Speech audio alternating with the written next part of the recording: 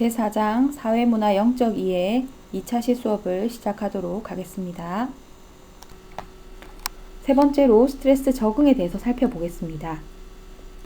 스트레스는 개체에 부담을 주는 신체적, 정신적 자극이나 이러한 자극이 가해졌을 때 그 개체가 나타내는 반응을 말합니다.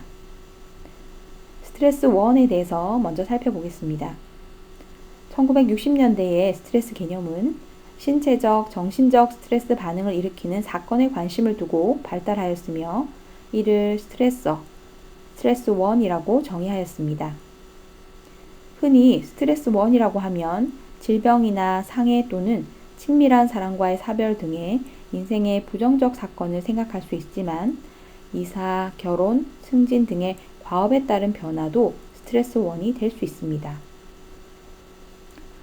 스트레스 생활 사건 홈즈와 라인은 스트레스를 개인에게 생리 및 심리적 적응 반응을 야기시키는 일 또는 사건이라고 정의하여서 생활사건 43개가 개인에게 요구하는 적응의 정도를 수량화하여 사회 재적응 척도를 개발합니다.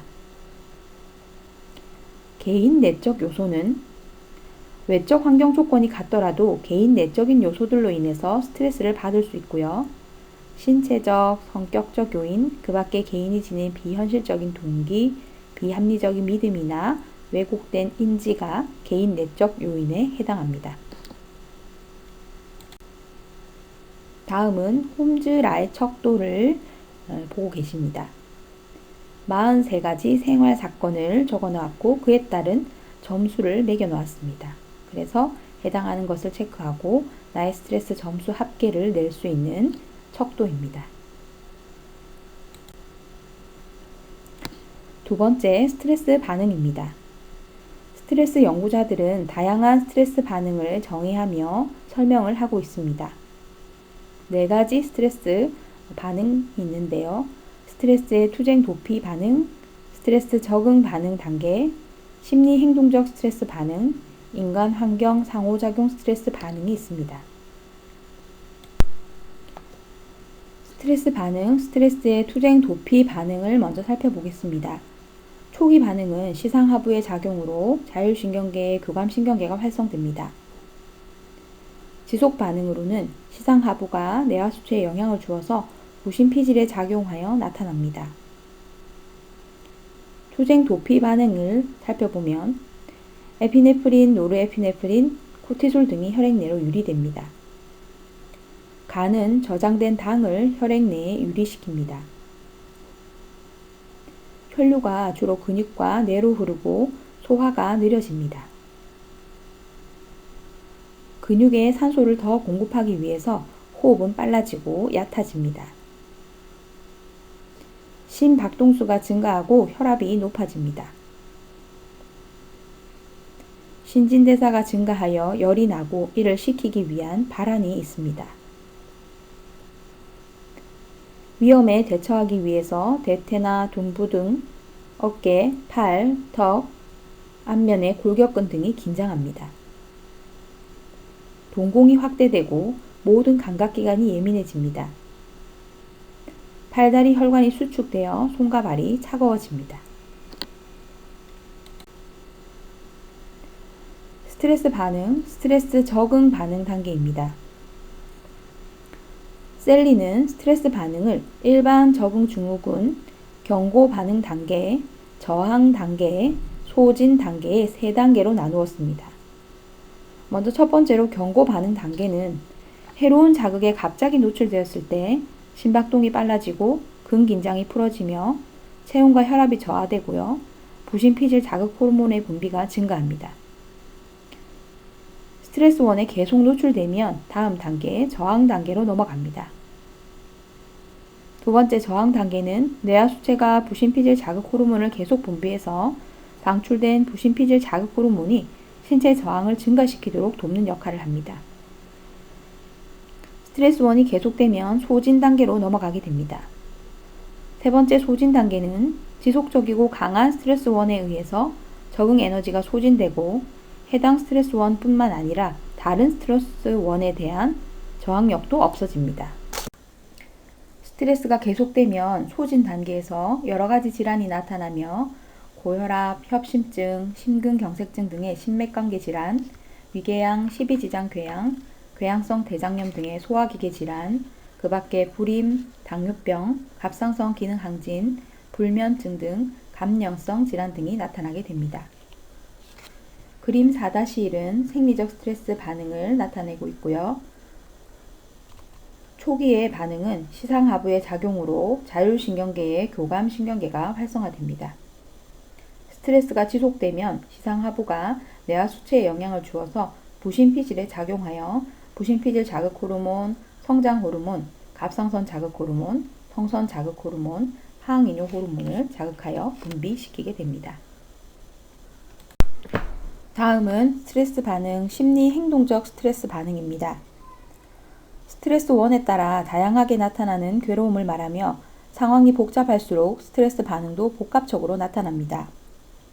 기분이 나쁘거나 짜증이 나고 슬프고 절망스러울 수도 있고 때로는 억울한 느낌도 들며 무력감과 우울을 느끼고 혹은 죄책감과 수치심 등으로 고통받을 수도 있으며 이러한 정서적 반응은 인지적 기능을 방해합니다. 정서적, 인지적 반응으로 인해 과제 수행과 같은 행동 장애를 보이게 되어 학업이나 업무를 제대로 수행하지 못하기도 하고 실수하는 행동이 많이 나타나며 분노 행동, 공격적 행동, 흡연, 음주, 약물 남용과 같은 자기 파괴적 행동이나 체중 증가 등의 부적응적 행동 반응을 보일 수 있습니다. 스트레스는 정신질환의 요인으로도 작용해서 기존의 정신장애자를 더욱 취약하게 하여 장애 증상을 심각하게 만들어서 사회 적응을 어렵게 하며 불안장애, 공황장애, 기분장애, 자살 등이 스트레스와 관련이 높은 정신장애입니다. 스트레스 반응, 인간 환경 상호작용 스트레스 반응입니다. 라자르스와 포크만은 스트레스를 개인이 사건을 인식하고 해석하는 내용과 그 사건에 부여하는 중요도에 의해서 평가된다고 정의하였습니다. 촉발된 사건이란 개인에게 지각된 내외적 환경으로부터 오는 자극으로 개인이 가지고 있는 내적 자원의 한계를 초과하여서 개인의 안위를 위협하는 스트레스 사건을 말합니다. 소인적 요인은 개인의 지각과 반응과 관련된 인간 환경 상호작용에서 스트레스 촉발 사건에 영향을 주는 요인으로 유전적 영향, 과거 경험, 현재 조건이 있습니다. 인지적 평가는 개인이 사건을 인식하고 해석하는 내용과 그 사건에 부여하는 중요도를 평가하는 것으로 1차적 평가, 2차적 평가, 재평가의 단계로 나뉩니다. 1차적 평가에서는 개인은 내외적 환경에 의해 초래된 자극이 자신에게 무관한지, 긍정적인지, 손상이나 상실이나 위협이나 도전적인지를 평가합니다. 이때 손상이나 상실이나 위협이나 도전으로 평가된 내외적 자극이 스트레스로 감지되는 것입니다. 2차적 평가에서는 이 상황에 대처하기 위해서 개인이 가진 기술이나 자원, 지식에 대한 인지적인 평가가 이루어집니다. 이용 가능한 대처 전략이 무엇인지, 선택한 대처 방안이 이 상황에서 효과적인지, 이 대처 방안을 효과적으로 적용할 능력이 있는지에 대한 평가가 이루어집니다. 재평가 단계에서는 자신이나 환경의 반응에서 오는 새로운 정보에 기초하여서 평가를 변경하는 것으로 사건의 의미를 재평가하는 것입니다. 다음은 대처입니다. 카핑, 대처란 개인의 역량을 넘어서거나 과도하게 부담되는 것으로 인식되는 요구를 극복하기 위한 노력을 말합니다. 대처에는 스트레스를 야기시킨 문제를 처리하거나 바꾸려는 문제 중심적 대처와 문제에 대한 감정적 반응을 조절하려는 감정 중심적 대처가 있습니다. 문제 중심적 대처 전략은 문제를 재정의하기, 대안적인 방안을 모색하기, 각 대안들의 비중을 고려하기, 대안 선택하기, 실행하기 등이 포함됩니다. 감정 중심적 대처는 객관적인 사실의 변화 없이 상황의 의미를 변화시키는 전략입니다. 이는 재평가와는 달리 사건의 의미를 직접적으로 바꾸지는 않고 단지 상황의 의미를 바꾸는 것을 말합니다. 오늘 수업은 여기까지 하도록 하겠습니다. 감사합니다.